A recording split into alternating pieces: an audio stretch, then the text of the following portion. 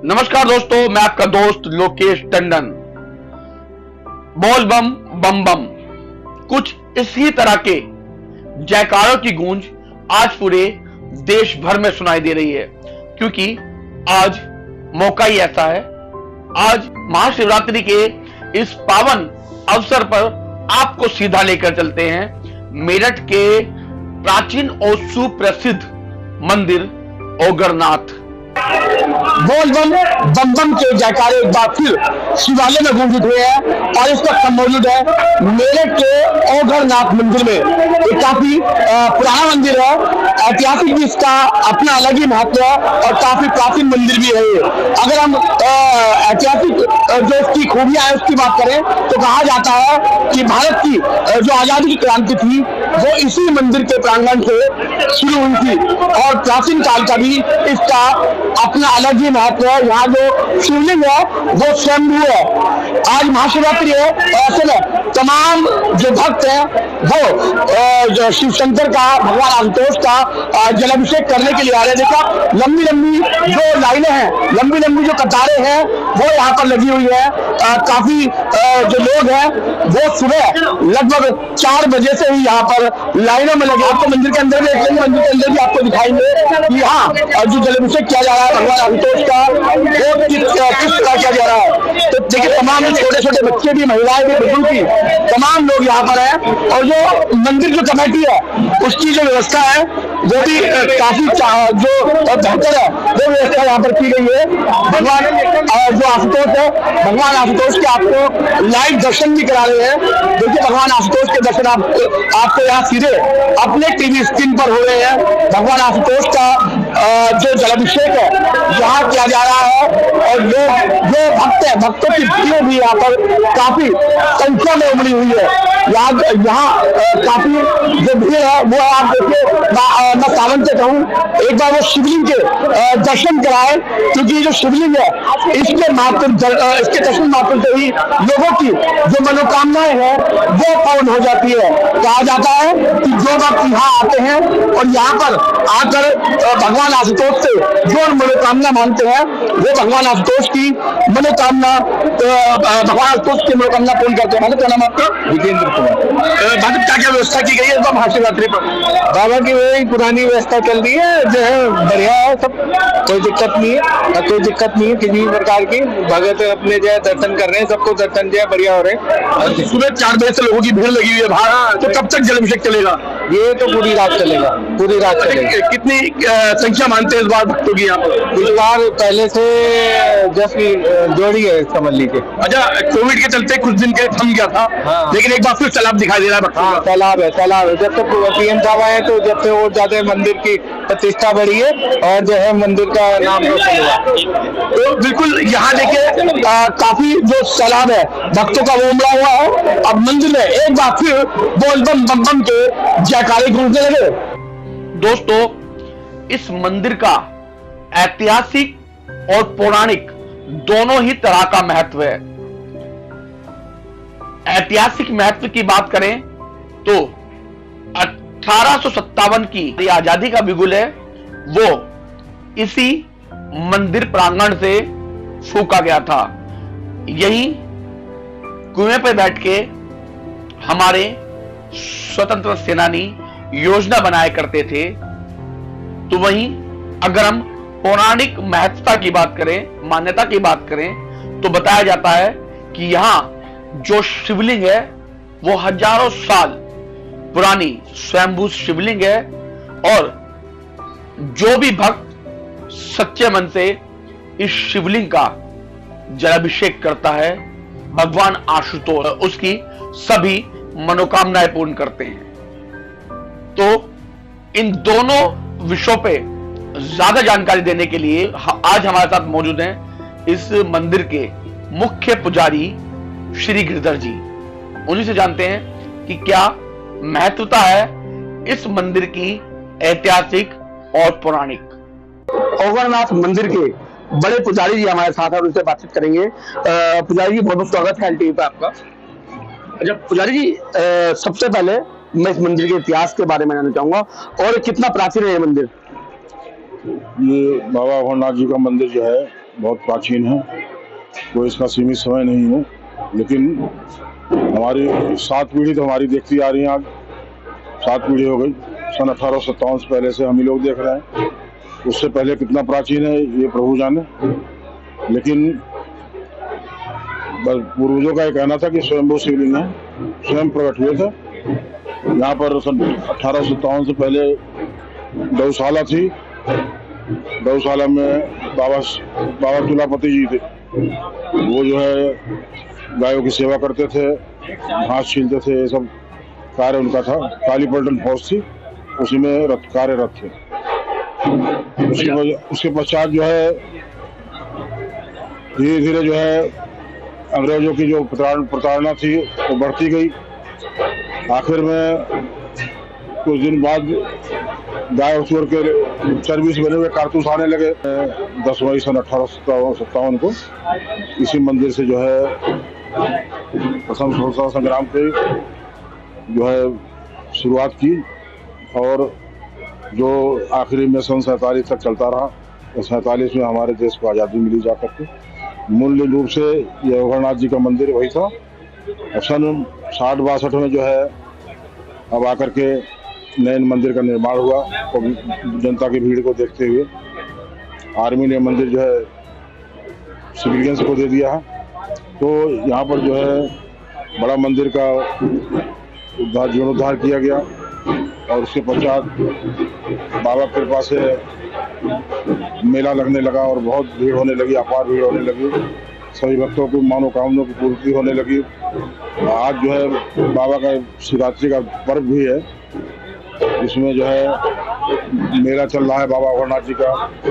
लेकिन 5 पहर की आरती और पूजन जो है किया जाता है, और सभी भक्तों को चाहिए घर में रहकर भी भगवान की पूजा अर्चना करें और शिवरात्रि की रात्रि को जागरण करें। पुजारी जी, कहा जाता है कि जो सन 1857 की जो क्रांति की पहली चिंगारी थी वो इसी मंदिर प्रांगण से शुरू हुई थी। हाँ, वो जो है सर वही मैं आपको बताया ना, 10 मई सन 1857 को क्रांति का बिगुल बजाया था यहाँ से, और दिल्ली तक खदेड़ा उनको। फिर क्रांतिकारियों को दबाया गया और मारा पीटा गया। यहाँ पे जो कुआं है, यहीं पर बाबा श्री चरण दास जी जल पिलाते थे फौजियों को, वही प्रेरणा देते थे उनको। जी, सब जानते हैं बाबा अघोरनाथ का ये मंदिर है, काली पलटन के नाम से भी ये सुप्रसिद्ध है। लेकिन काली पलटन क्यों कहा जाता है इसको? ये यहाँ पर 2 फौजें थी। एक तो हमारी हिंदुस्तानी फौज थी, जिसको अंग्रेज लोग काली पलटन काले लोग कहते थे, तो काली पलटन कहते थे उनको। और एक थी गोरी पलटन, जो उनकी माल रोड की तरफ जो यहाँ पर रहते थे वो लोग, तो वो इनके ऊपर रहते थे देखरेख के लिए। अफसर जो है उन्हीं के होते थे, बाकी फौजी जो है वो काली पलटन के रहते थे। तो देख रेख के लिए गोरी पलटन काली पलटन बनाया गया था। चलिए, ये तो बात रही ऐतिहासिक, लेकिन अगर मैं मान्यता की बात करूं, इसकी पौराणिक बात करूं मंदिर की, तो क्या कुछ कहा जाता है। ये भी कहा जाता है कि जो सच्चे मन से इस शिवलिंग का जब अभिषेक करता है भक्त, उसकी सारी मुरादें पूरी होती हैं। क्या ऐसा होता ही है? बिल्कुल बिल्कुल बिल्कुल अकाट सत्य है। बाबा का तो केवल आप प्रतिदिन जल पीते रहे शिवलिंग का, उसी से बड़े बड़े कैंसर ठीक हो जाते हैं। ये तो हमने स्वयं देखा, अपनी आंखों से देखा। कई ऐसे हुए हैं, मरते आदमियों को बाबा ने खड़ा कर दिया है। तो इसमें तो कोई संकोच की बात है ही नहीं जरा सा भी। इसके लिए तो हम अपने जैसे कहें वैसे कहने को तैयार हैं। लेकिन अब मैं मंदिर के कपाट की बात करता हूँ कि जब कोविड था उस समय सारे मंदिर बंद थे, सब कपाट बंद थे। जैसे अब भीड़ है तो उस समय कोई भक्त सड़क पे भी नहीं दिखाई दिया था। लेकिन आज तो मैं समझ रहा हूँ कि पहली बार इस जो महाशिवरात्रि, इस पे भीड़ है। नहीं तो जो श्रावण शिवरात्रि होती है उस पर काफी भीड़ देखने को मिलती है। हाँ, श्रावण मास में जो है कांवड़ चढ़ाने का महत्व होता है, क्योंकि भगवान ने जब हलाल पान किया था तो उसकी शांति जो है श्रावण मास में ही हुई थी।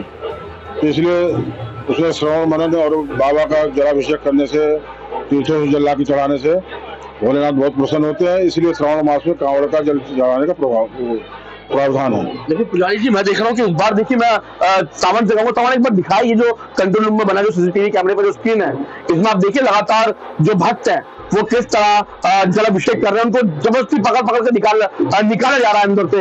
ये जो महिलाएं जो निकाल रही हैं, ये सिविल यूनिफॉर्म में जो खड़ी है महिला पुलिसकर्मी है, जो व्यवस्था अंदर बनवा रही है। जबरदस्ती यहाँ से जो लोगों को जलाभिषेक करने के बाद निकाला जा रहा है। काफी भीड़ पंडित जी इस मंदिर में देखने के लिए मिल रही है। पहली बार मैं समझता हूँ कि इस महाशिवरात्रि पहली बार इतनी भीड़ इस मंदिर प्रांगण में है।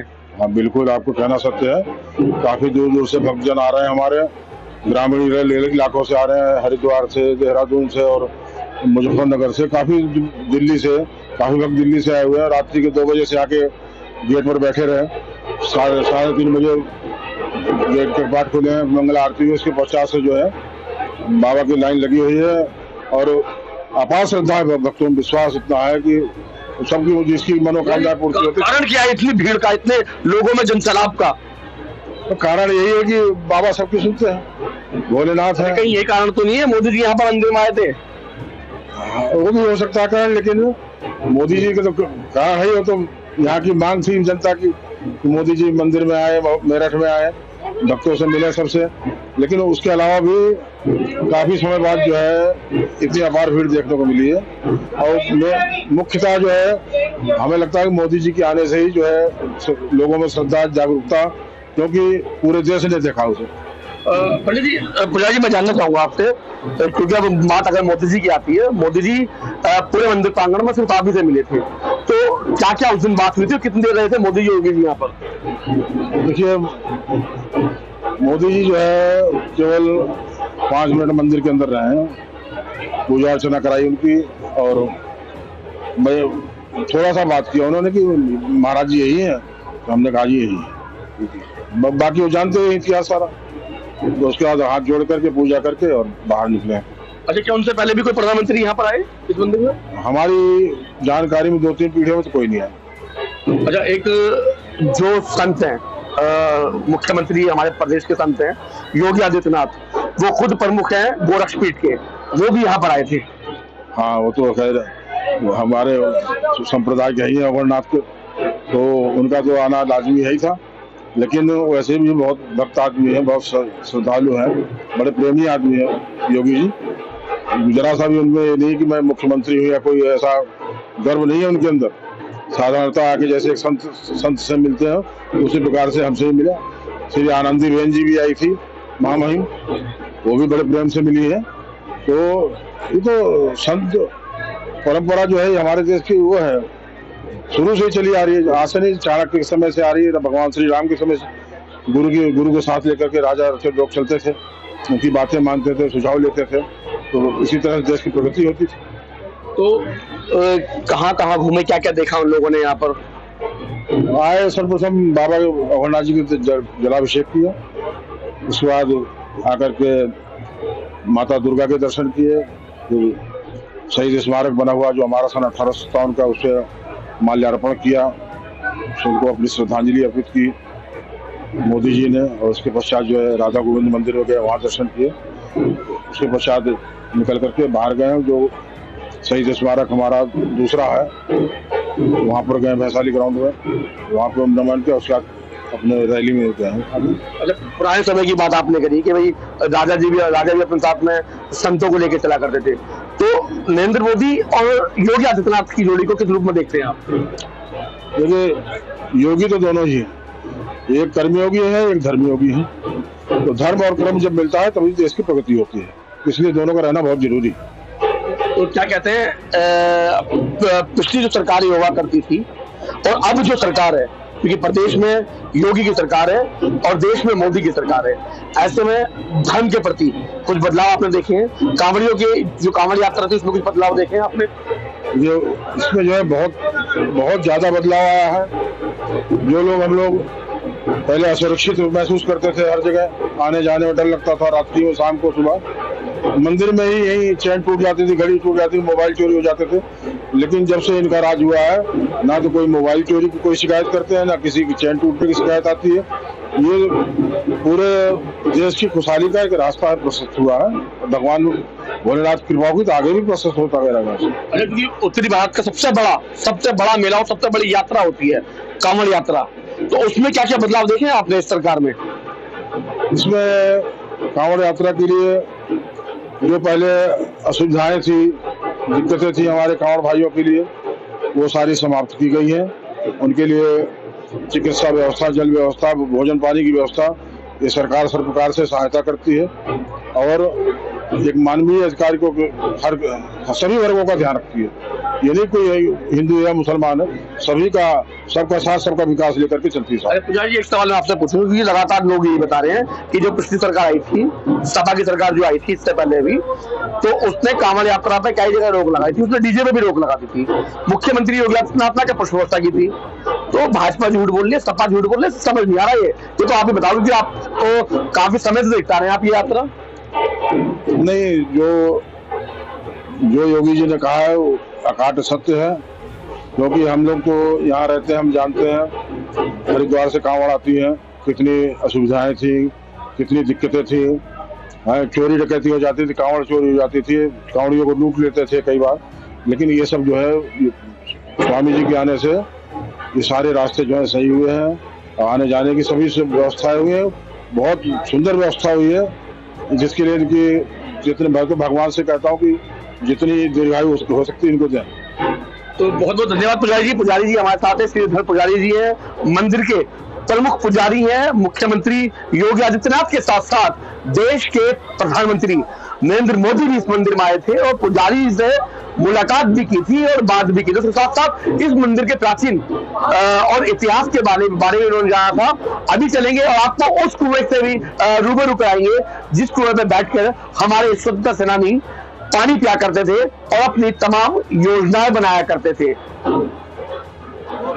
दोस्तों, हम पहुंच चुके हैं उसी कुएं के पास जिस कुएं से हमारी आजादी की जो प्रथम चिंगारी है, उद्गम जो है वो यहीं से शुरू हुआ था। यही हमारे जो सेना है हमारी, जिसको कालीपटन कहा जाता था, वो लोग यहाँ बैठते थे और यही इसी कुएं का पानी पीकर इसके पीछे बैठ के वो तमाम तरह की योजनाएं बनाया करते थे, जिसके बाद आज हमारा देश आजाद हुआ है।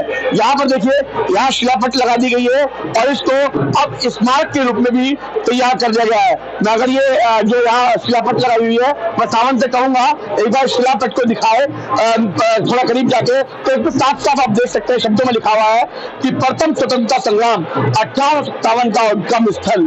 तो यहीं से हमारी जो स्वतंत्रता की जो लड़ाई थी, जो आजादी की जो लड़ाई थी, वो यहीं से शुरू हुई थी और अब आज हमारा देश आजाद है। सावन के साथ टंडन, LTV। दोस्तों, वीडियो पसंद आए तो चैनल को लाइक और सब्सक्राइब करना बिल्कुल मत भूलिए और हां, याद रखिए बेल आइकन का बटन जरूर दबाएं ताकि आपको अच्छी अच्छी वीडियो मिलती रहे। नमस्कार, जय हिंद, वंदे मातरम, हर हर महादेव।